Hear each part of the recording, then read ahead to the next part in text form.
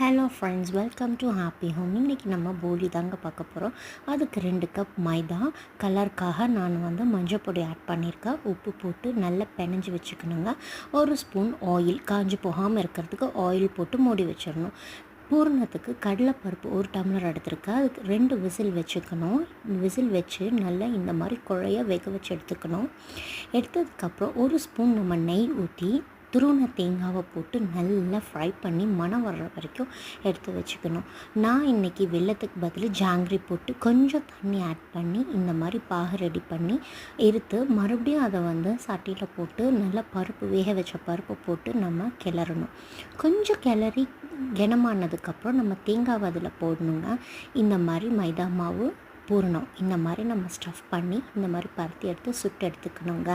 2 பக்கம் நெய் எது வேணாலும் போட்டு சுட்டு எடுக்கலாம். நான் இன்றைக்கி பசங்களோட என்ஜாய் பண்ணுறேன். பாய்.